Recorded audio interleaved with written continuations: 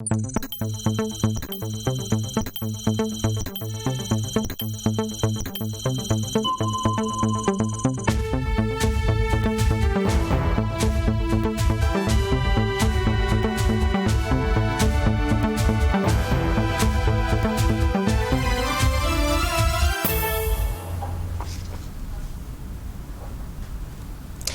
Burkina, jour J, -11, les populations seront bientôt dans les isoloirs pour choisir leur prochain président et députés également. Les partis politiques, eux, sont en pleine campagne. La commission électorale assure que le processus suit son cours. Elle a tenu une rencontre d'information ce matin. Ouverture d'un atelier de validation du processus de rélecture des curricula de la section magistrature de l'École nationale d'administration et de magistrature ENAM. Le processus va permettre une adaptation aux exigences démocratiques. Et puis enfin, l'ancien président malien Amadou Toumani Touré s'est éteint la nuit dernière en Turquie. Il avait 72 ans. Amadou Toumani Touré avait dirigé le Mali entre 2002 et 2012, donc avant d'être renversé par un coup d'État. En fin de journal, des réactions sur son décès. Bonsoir à tous, bienvenue dans ce journal. Je vous le disais en titre, la Commission électorale nationale indépendante CENI a convoqué une réunion d'information ce matin donc pour faire le point du processus électoral à jour J-11 des scrutins présidentiels et législatifs. C'est notamment le moment de l'acheminement du matériel électoral dans les pays de la diaspora burkinabé. C'est ce que donc a expliqué le premier responsable de la CENI face aux candidats aux élections. Raketa Bilgo Abdouraminié. Nous sommes à moins de 2 semaines des élections présidentielles et législatives et pour s'assurer de leur bon déroulement, la Commission électorale nationale indépendante CENI a initié cette rencontre d'échange avec toutes les parties prenantes au processus électoral. Actuellement, les commissaires sont en région pour 2 choses.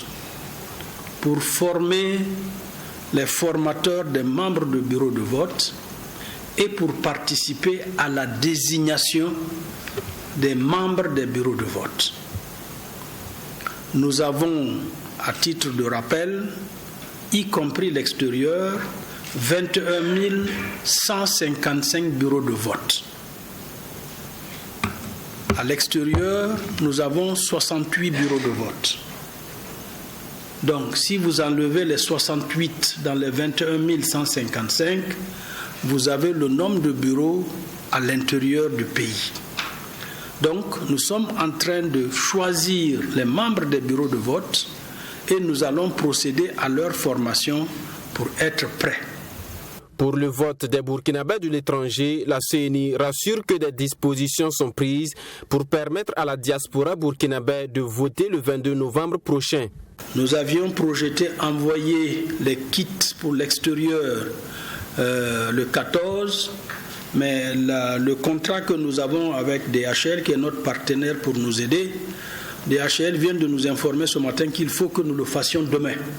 Autrement, il y a de nouvelles mesures en Europe qui ne vont pas permettre d'acheminement si on ne le fait pas demain. Donc nous sommes en train de nous réorganiser pour pouvoir tenir ce délai-là avec les imprimeurs des bulletins de vote. Donc, comme c'est la présidentielle, nous allons faire diligence. Pour les pays africains environnants, on sera obligé soit d'aller par les vols réguliers, soit d'aller par la route. Parce que pour les pays voisins, ça va être difficile que nous soyons prêts demain. Il a été également question lors de cette rencontre de mettre tous les acteurs au même niveau d'information sur la présence des mandataires des candidats dans les bureaux de vote. Les formations et partis politiques ont jusqu'au 12 novembre pour faire parvenir la liste de ces mandataires à la CENI. Il faudrait que nous puissions recevoir les listes et que nous puissions délivrer par nos démembrements les récépissés nécessaires à vos délégués de candidats et de partis politiques pour qu'ils soient présents dans les bureaux de vote. Je vous dis, il y a 21 155 bureaux de vote. À l'extérieur, c'est idem. Il faudrait aussi que vous veilliez à désigner vos délégués pour qu'ils puissent avoir les récépissés nécessaires pour participer, évidemment, au niveau des bureaux de vote pour l'observation pour votre compte. Cette rencontre a aussi servi de cadre pour les premiers responsables de la CENI d'appeler les différents candidats à la prudence et au respect des mesures sécuritaires prises pour assurer leur sécurité. Les partis politiques, eux, redoublent d'efforts en ce moment pour convaincre le maximum de personnes à voter pour eux le 22 novembre prochain. L'UNIRPS est déjà à l'étape de bilan à mi-parcours de ses activités de campagne sur le territoire national. Bilan jugé satisfaisant et qui nécessite un redoublement d'efforts pour parcourir les 45 provinces du pays. Le bilan a été fait donc au cours d'une conférence de presse. Abdelhamid.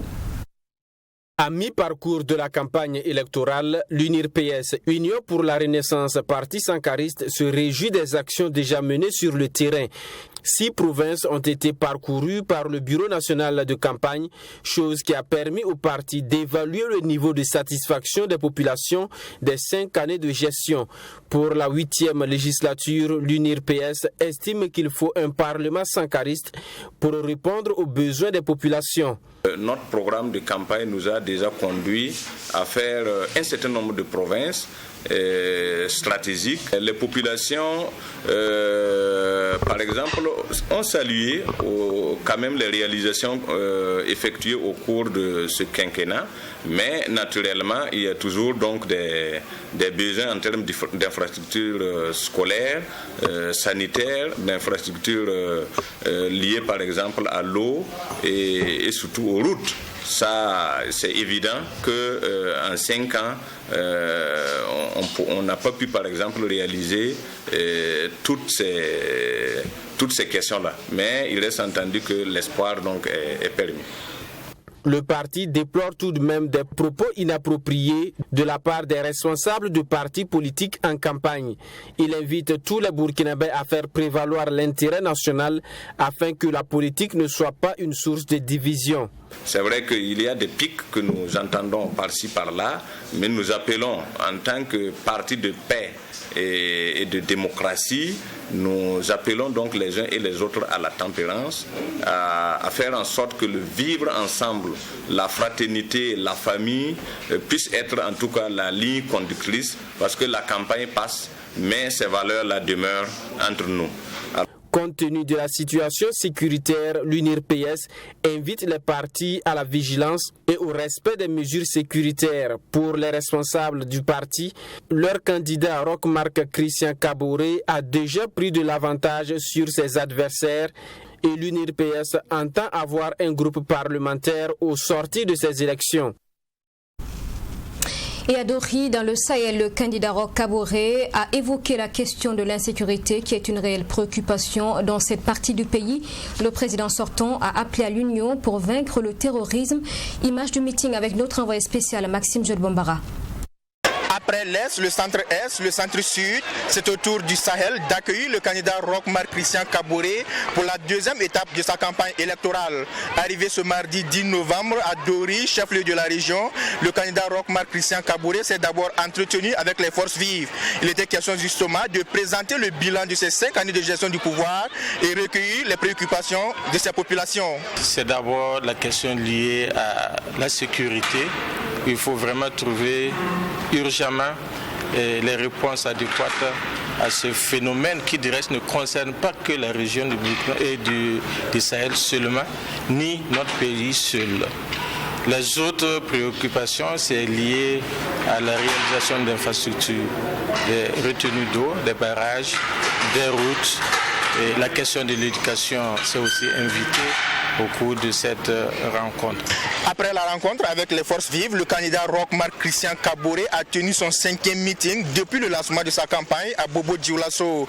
Et c'est justement ici, à la place de la nation de Dori, que s'est tenu ce meeting. Le candidat a appelé les populations à se départir de tout esprit de stigmatisation des communautés qui mettent à mal le vivre ensemble. Il a également invité les populations à être unies afin de vaincre l'hydre terroriste. Je suis venu ici pour saluer votre courage, votre dignité et votre résilience face aux difficultés qui submergent le Sahel. Et je puis vous dire que nous prenons les dispositions pour que la sécurisation de notre pays soit une réalité, même si nous avons des frontières avec un certain nombre de pays. Je voudrais encore une fois ici et maintenant répéter ce que j'ai dit et pour ceux pour lesquels on doit se battre ensemble. Nous devons éviter la stigmatisation et nous devons éviter le repli identitaire. C'est une population de la région du Sahel fortement mobilisée cet après-midi et devant laquelle le candidat Roch-Marc Christian Kaboré, candidat à sa propre succession, a présenté sa nouvelle offre politique. Une nouvelle offre politique qui comporte 10 chantiers et intitulée « Réformer l'État et l'administration publique afin de garantir la sécurité, la stabilité et renforcer la résilience socio-économique au Burkina Faso ». Le candidat Roch-Marc Christian Kaboré est attendu après l'étape de Dori à Kaya dans la région du centre-nord pour la suite de la deuxième étape de sa campagne. Le mouvement du peuple pour le progrès MPP était également un meeting ce matin à Ouagadougou. La section Kadiogo du parti a réuni les militants de la localité pour réaffirmer sa volonté de rester au pouvoir pour les 5 prochaines années à venir. Ami Valiant avec la voix de Nilita Psoba. Le directeur provincial de campagne section Kadiogo du mouvement du peuple pour le progrès MPP continue la mobilisation pour les élections du 22 novembre prochain. Face à la population de l'arrondissement 2 de la ville de Ouagadougou, Alassane Abala Sakandé a dépeint un bilan satisfaisant des 5 années de gouvernance du président Kaboré et demandé la confiance des électeurs afin de reconduire le candidat du MPP à la tête de l'État au soir du 22 novembre. Nous sommes venus, le message était suffisamment clair. Nous avons demandé simplement aux populations, à nos militants, de tenir compte des réalisations qui ont été effectuées, non seulement au Burkina, au Kadiogo et même dans leur propre arrondissement au niveau du 2 ici. Donc ça y est là. Et comme j'aime taquiner, mes parents à plaisanterie, j'ai dit même les peuls aveugles savent qu'il y a eu des transformations et des réalisations qui ont été faites au niveau du Burkina. Malgré l'insécurité, malgré la maladie, malgré les grèves perlées, quelque chose a été fait. Et en 5 ans de travail, le président Kaboré a démontré qu'au-delà de toute adversité, il pouvait faire des choses de merveilleux pour le Burkina. Sortie nombreuse pour l'occasion, la population de l'arrondissement 2 de la ville de Ouagadougou a renouvelé son soutien au candidat Roch-Marc Christian Kaboré. Une mobilisation que salue Lassane Yanogo, maire de l'arrondissement 2 de la ville de Ouagadougou. Pour nous, l'objectif est largement atteint. Il s'agit ici de témoigner à l'endroit du candidat Kaboré et des responsables du MPP la fusion, l'adhésion des populations de l'arrondissement 2 à l'objectif du MPP pour les élections du 22 novembre 2020. Et nous sommes largement satisfaits de la mobilisation de nos populations qui vient témoigner en tout cas la vivacité du parti dans notre arrondissement. Les responsables du mouvement du peuple pour le progrès ont également annoncé une campagne de porte-à-porte dans les jours à venir afin de convaincre l'électorat et de les sensibiliser sur le processus de vote.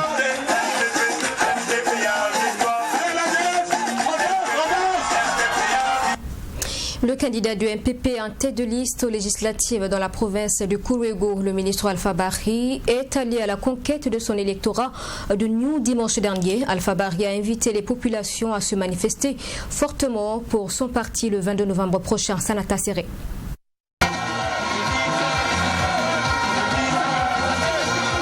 Alpha Bari a sonné la mobilisation des militants et sympathisants du mouvement du peuple pour le progrès à New dans le Kourouégo. Le directeur provincial de campagne et tête de liste des législatives du MPP dans le Kourouégo a réaffirmé son engagement à travailler pour les populations de Niou et du Kourouégo. Un engagement qui ne saurait être rempli selon Alpha Bari que s'il est élu au soir du 22 novembre. Pour vous dire, il est important que vous donnez la majorité au MPP pour accompagner Roch-Marc Christian Kaboré. Parce que il y en a à qui vous allez donner des mandats.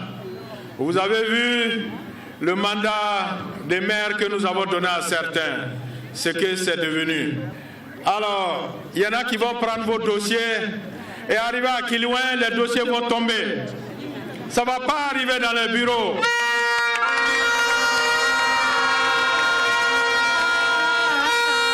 Donc, attention. faites en sorte que les dossiers du Kourouego ne tombent pas à Kilouin ni à Tampouy. Donnez-nous le coup KO pour Roch Kaboré. Donnez-nous les 2 députés et laissez-nous faire. Je vous ai déjà expliqué. Laissez-nous travailler. C'était également l'occasion pour le candidat Alpha Bari de présenter aux militants les autres candidats du MPP et leurs suppléants dans la province du Kourouego. Je me dresse devant vous avec autour de moi Pascal Kaboré de Sourgoubila, candidat titulaire, deuxième, avec Fousséni Nabaloum, candidat suppléant, premier suppléant, et avec Madame Alimata Dera Nessawadogo, deuxième suppléant. Et voilà une équipe qui est engagée.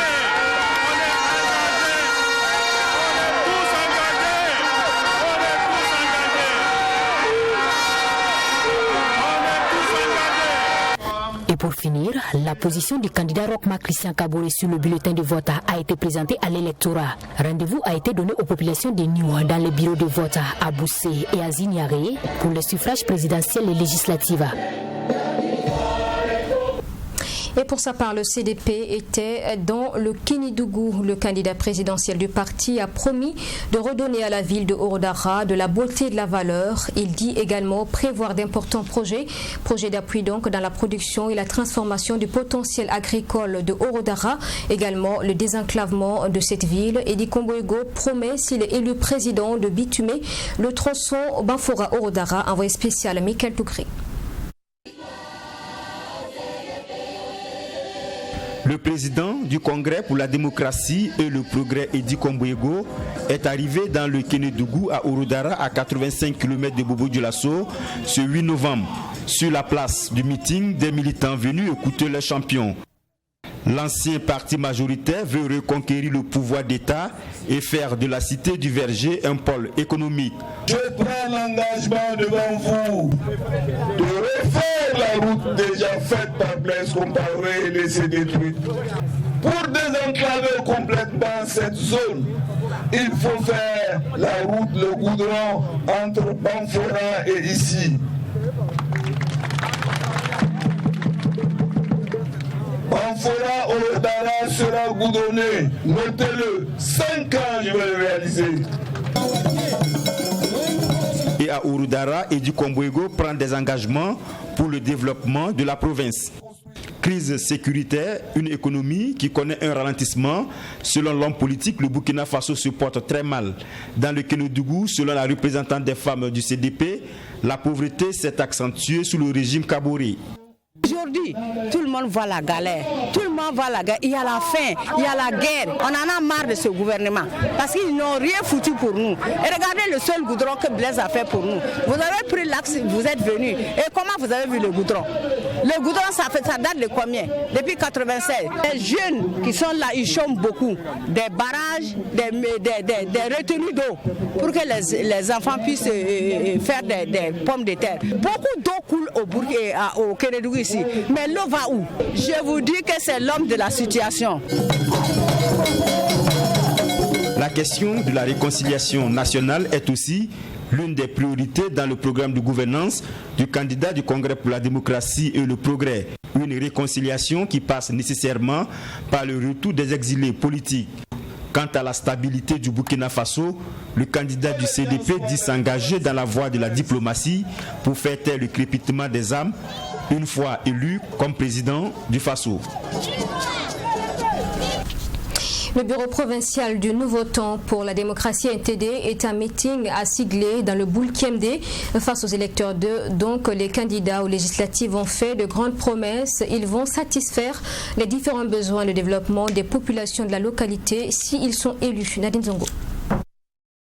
C'est à Siglé, localité située à quelques kilomètres de Ouagadougou, que le bureau provincial du Boulkemde du Nouveau Temps pour la démocratie est allé à la rencontre de la population du centre-ouest. Les candidats en liste pour les législatives dans le Boulkemde, avec en tête le Razang Nababelwende, ont prêté oreille attentive aux préoccupations de leurs potentiels électeurs.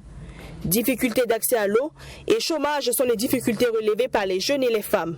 Et les candidats ont pris l'engagement de veiller à ce que ces préoccupations soient prises en compte une fois élus. Le développement du Boulkemde dépend fortement de ses populations. C'est à eux de faire le choix de leurs représentants le 22 novembre prochain.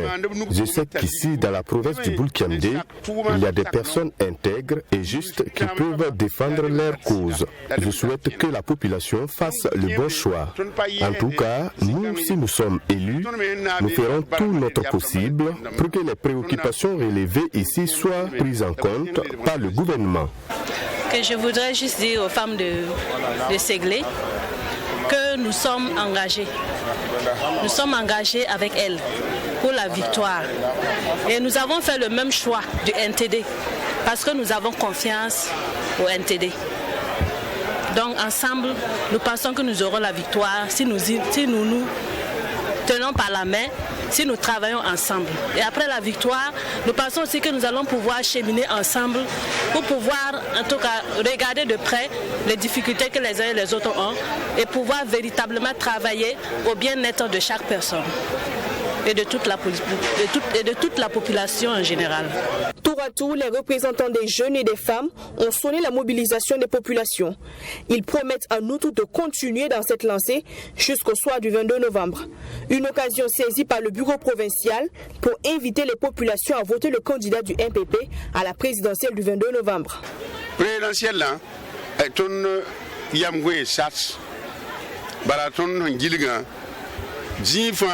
Pour la présidentielle, je n'ai aucune inquiétude.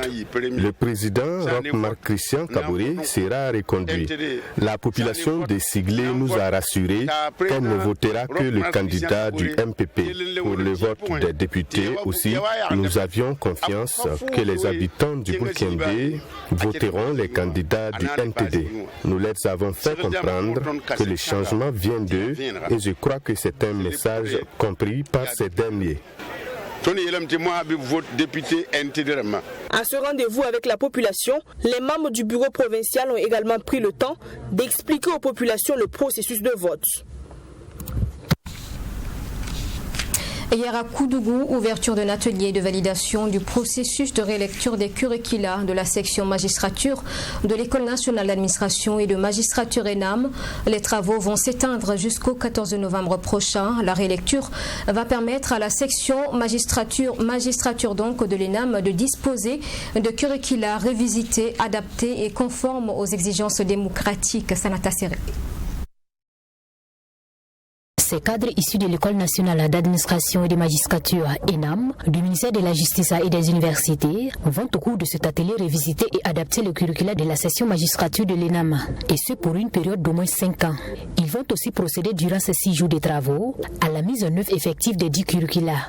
De façon concrète, il y aura un rapport qui va être présenté suite à l'atelier de Bobo, où il y a eu des débats pour voir quelles sont les matières à introduire, quelles sont les matières à supprimer, quelles sont peut-être les aires à augmenter ou à diminuer. Et donc nous aurons le rapport des experts qui a travaillé, qui a regroupé et des enseignants d'université et des magistrats, donc des théoriciens et des praticiens. Donc ils vont présenter ce rapport et nous allons aujourd'hui valider les modules que nous aurons estimés à même de pouvoir nous permettre d'avoir un enseignement professionnel de qualité. Donc à la sortie de cet atelier-là, nous aurons de nouveaux curricula que l'ENAM se fera certainement le devoir de mettre en œuvre. Cette révision des programmes de la session magistrature de l'ENAM, selon le ministre de la Justice René Bagoro, est d'une importance capitale. Elle va permettre aux magistrats et aux greffiers de disposer d'un curricula adapté et conforme aux exigences démocratiques du Burkina Faso. C'est important parce que ça va prendre en compte l'évolution et ça va permettre d'avoir des modules qui permettent de former des magistrats. Vous savez que les magistrats, pour la plupart, ou les greffiers, ils sont de nos universités nationales et d'autres universités internationales. Mais quand vous êtes en juridiction, vous avez à résoudre des cas pratiques. Donc il faut justement que les modules soient adaptés. L'ENAM, bien évidemment, n'a pas pour vocation seulement que d'enseigner, et la pour vocation c'est de réfléchir pour voir quelle forme d'enseignement on peut donner à nos futurs cadres. À l'issue de cet atelier qui se déroule du 9 au 14 novembre 2020, la trentaine de participants se penchera pendant 21 jours sur d'autres thématiques. Le résultat des travaux sera adressé au comité de synthèse en vue de l'élaboration d'un document définitif. Le coût estimatif de ces sessions de relecture est de 31 millions de francs CFA, financé par la Banque mondiale à travers son projet d'urgence de financement des dépenses récurrentes, PUFDR. Le PAFPA Dual a organisé une conférence publique au cours de laquelle les personnes considérées comme modèles de réussite ont échangé avec les jeunes de Banfora, un cadre de partage d'expérience qui a permis à ces jeunes de tirer des leçons donc afin de s'engager sur la voie de la réussite. Abdelramini.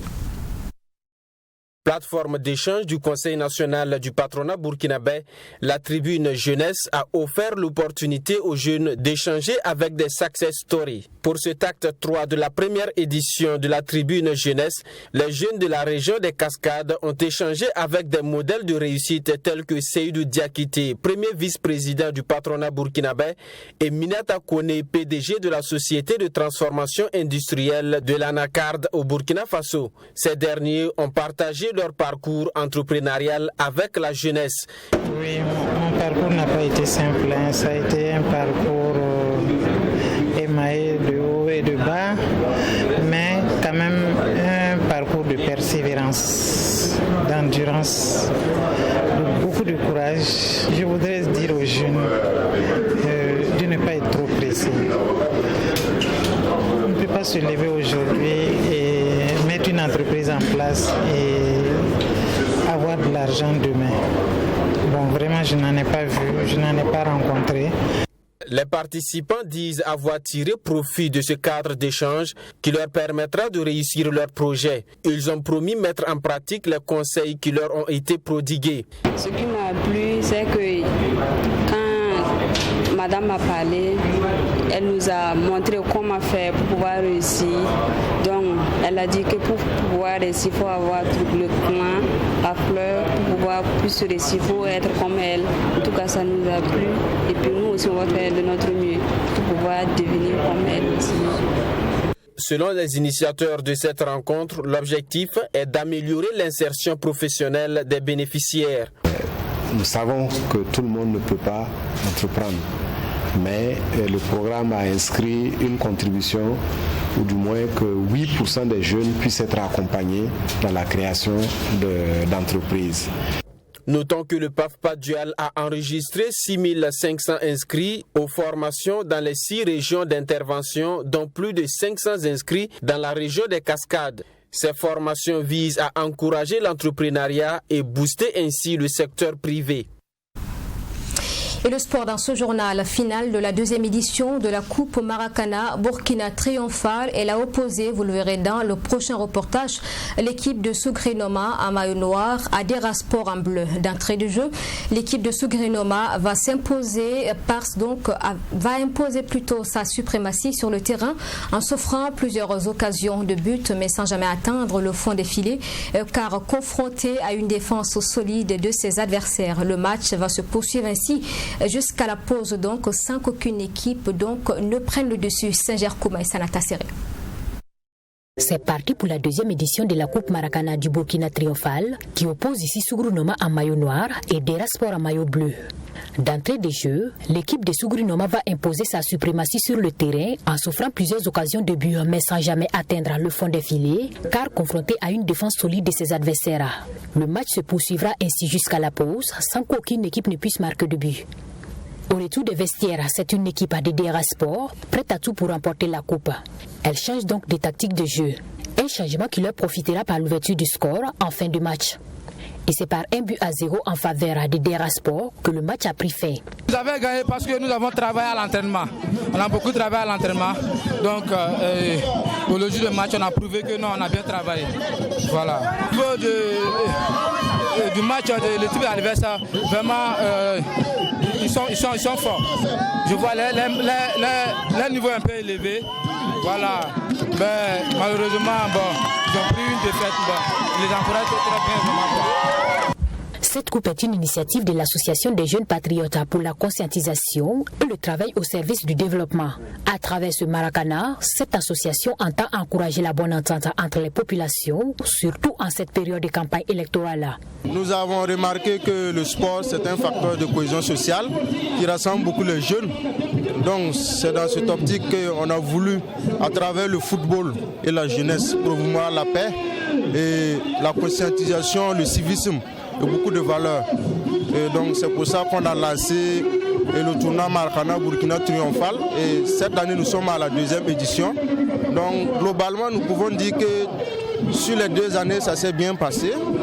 C'est naturellement avec joie que j'ai constaté effectivement que tout s'est bien passé.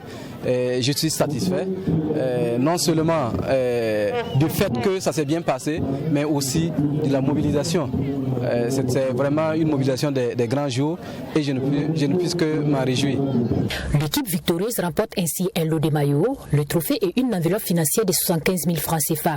L'Association des jeunes patriotes pour la conscientisation et le travail au service du développement donne rendez-vous l'année prochaine pour de nouveaux défis à travers le football.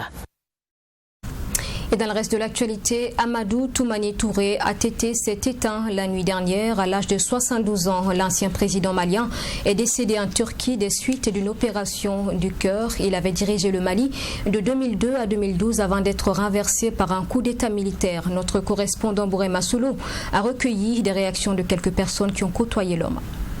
Je retiens du président Touré un homme humble, un homme respectueux, un homme généreux et un homme qui aimait le Mali, qui aimait les Maliens, qui aimait les Maliennes. Respectueux parce que même nous qui étions ses collaborateurs les plus proches, il ne nous a jamais tutoyés, jamais de la vie. C'est un homme humble, il est d'un commerce facile, agréable. Et moi, en tant que communicateur, il m'a toujours facilité le travail. Il a beaucoup collaboré avec la communication, avec la presse. Oui, une grande perte pour le Mali. Je l'ai dit qu'ATT n'était pas utile que pour le Mali, c'était pour l'Afrique. Voilà un homme qui a pris son bâton de pèlerin pour éteindre les foyers de tension dans beaucoup de pays africains. Voilà un homme qui, pendant son règne, a prôné le consensus, que les Maliens se retrouvent autour de l'essentiel à travers ce slogan de trouver ce qui nous unit. En un moment difficile de la vie de notre nation, sa disparition est une grande perte. ATT, c'est pour moi une idole surtout, mais un grand patriote, quelqu'un qui a tout donné, le meilleur de lui-même. Et c'est l'homme du consensus que nous perdons aujourd'hui. Ce concept qui a été le sien pendant toute sa gestion, je pense que l'histoire lui donne raison aujourd'hui, compte tenu même de la situation sécuritaire nationale. Chacun a compris qu'il était en avance sur son époque. Amadou est une référence. Amadou, c'est un bâtisseur. Amadou était très loin avec l'argent parce qu'il m'a dit 2 choses. Il m'a dit, petit frère, bats-toi au ministère de la Défense, tu vas partir là-bas, mais la formation doit être capitale pour toi. Les gens vont te respecter demain si tu es bien formé. Et deuxième aspect de la chose, il faut être très loin. Il ne faut pas être avec l'argent. Il faut faire tout pour être très loin avec l'argent. Parce que l'argent te crée beaucoup de problèmes. Nous avons besoin de l'argent, mais l'essentiel, faisons extrêmement attention. Mais le jour où tu as un problème d'argent, si tu ne fais pas attention, tu ne peux pas parler devant le peuple malien. Alors donc, reste humble, bats-toi pour toi-même et que tout travail bien fait a un résultat. Et Amadou a été pour moi un grand frère qui a perdu le combat. Va, grand frère, et dors tranquillement, grand frère. Et voilà, c'est la fin de ce journal. Merci de l'avoir suivi. Je vous souhaite une excellente suite de programmes sur votre télé. Je vous retrouve demain à 20h. Bonsoir.